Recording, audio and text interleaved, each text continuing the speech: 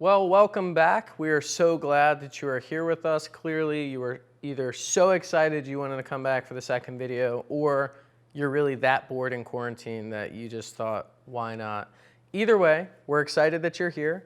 As a quick little recap, in our first video yesterday, we were talking about the parable of the sower. We were talking about trees and seeds, and Jesus uses this imagery to talk about how our spiritual lives grow over time. And the big question was, which of those seeds do we think we are? And our practice yesterday was breath prayer, coming up with a little prayer that we can pray as we breathe, something that's really personal to us, something that really helps us shape our lives towards Jesus each moment, each day. If you came up with a breath prayer, put it in the comment section below. We'd love to read those. That's the beauty of our faith together, is that we can begin to learn from one another. So the first day was all about the parable of the sower, the seeds, trees, and growth. Today, we want to talk about distractions. Distractions are beautiful moments in our lives where we're so on task, and then we lose sight of that task because we're distracted, right? We are living life in between those moments. But sometimes distractions can be bad. Distractions keep us sometimes from the task at hand that we actually had to do. So there's this tension of sometimes the good things are the things that distract us, and sometimes distractions keep us from the good things. So what are the distractions that are keeping us from our growth in our faith? So Jesus talks about 4 different seeds, but out of the 4, one of them didn't grow at all, 2 of them started to grow, and then they stopped, and only 1 actually grew and bore fruit. So we're going to talk about those 2 seeds in between today, the seeds that began to grow, they were looking good, but then they stopped. But remember, we talked about parables yesterday, and when we talked about parables, we said parables are teaching tools. They're stories that use ideas that are common to everybody listening so that they can make sense of a bigger idea. But since you're not 2,000 plus years old, maybe these parables aren't really hitting home the way you'd like to. So maybe instead of saying the first seed, the seed that's sown on the path and the birds scoop them up, maybe instead of saying that's people that don't understand what the faith is about, maybe it's those of us that have questions or doubts in our faith and we're too scared to ask questions about them because we think it'll make us look bad. Maybe for the second seed, instead of it just being sown on rocky ground and not able to take deep root, and that's when people spring up quick and they're really excited, but then the troubles of life kind of make them lose sight. Maybe instead of that, let's get more specific. Maybe there are specific things in your life or a relationship that's going wrong or financial circumstances or your home life or your school life. Maybe these are things that are keeping you from growing in your faith because they're bogging you down. They're really difficult circumstances. Maybe instead of the thorns that are suffocating the seed from growing, maybe you feel like you're suffocating in your current environment. Maybe the things that are around you are making it really hard for you to focus in on your relationship with God.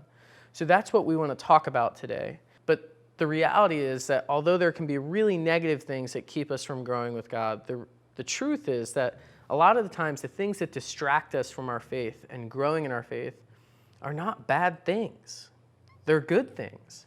When God created the world, He created all these things for us. He gave us the ability to reason, to think. He made the things good. There is nothing inherently wrong with a lot of the things in our lives, and video games and TV and reading, dating, jobs. These are all good things, but they can become things that distract us from growth in our faith. There's an author named James K.A. Smith, and he wrote a book called You Are What You Love. And basically his premise is that nothing in all of creation is neutral.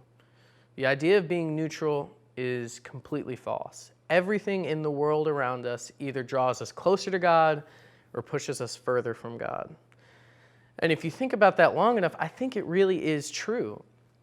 A video game can actually draw you closer to God if you have the right mindset with it, but it can certainly push you further from God. Your dating relationship can be a God-honoring thing where you just draw closer to God and draw closer to each other, and it's encouraging one another, it's encouraging to the people on the outside, but it can also be so consuming that you lose sight of everything else that matters. All the things in our lives have the opportunity to pull us closer to God or to push us further. The question is, where do we find ourselves on that journey? When we look at the two seeds in the middle that started to grow but stopped, we've got the seed on rocky ground that couldn't take deep enough roots, and we've got the seed that was sown among the thorns and was suffocated. What is clear in all of these examples of seeds from Jesus, though, is that God is constantly trying to reach out to us. God is craving a relationship with us. He wants to go deeper with us. But there are things that get in the way of that. Even when things start to go right, other things are coming in and suffocating our ability to grow. And so we have to think about, what are the things that are keeping us from God? Things that may not even be bad things. Whatever you put on that list, let's talk about the good things that can keep us from growing in our faith. So in Scripture, there's this real churchy word that we use to talk about these things that we think about more than God, we talk about more than God, we give it all of our time and our energy, and that word is idols. It's one of those words we throw around like everyone knows what it is, but we may not actually unpack what it is. In Scripture, an idol typically referred to a little statue. It could be this tall, it could be 80 feet tall. It really depends on the person or the culture. But an idol either represented a god that they worshipped, or it was the god that they worshipped. But an idol is anything in our lives that we are giving our energy and our love and our time that isn't God, that we are putting above God. So today, we're not really worshiping little statues, hopefully, but we are worshiping other things. We are giving our time and our adoration and all of our thoughts to different things, relationships, people, objects, and we give those things more than we give God a lot of the time. So what are the things in our own lives? Are they social media? Are they our relationships? Are they the jobs that we work? Are they fitness? Are they nutrition? Again, these are good things, but if we manipulate them, if we misuse these things, they become distractions. In James 1:17, the author says that every good and perfect gift comes from above, from the Father of lights.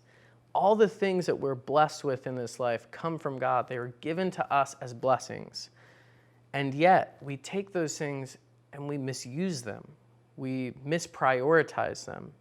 And so when we think about the idols in our lives that are causing distraction, when we think about those two seeds, either the one that didn't get deep enough roots to grow, roots are where the nutrients are.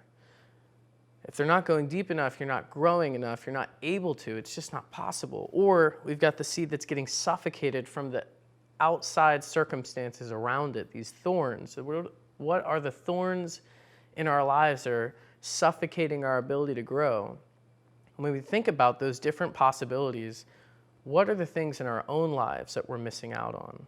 So when we think about roots and the way that roots take nutrients out of the soil, the deeper they go, the more nutrients they can receive and send up to the plant so that more growth can happen. What do we need to do to get those roots down deeper? What do we need to do to get more nutrients so that we can continue to grow in our faith? These are all ideas that are circulating in the audience's minds as Jesus is giving this parable about these seeds. So when we think about the things in our own lives, the practice today is going to build on yesterday's. Yesterday, we were doing things with breath prayer.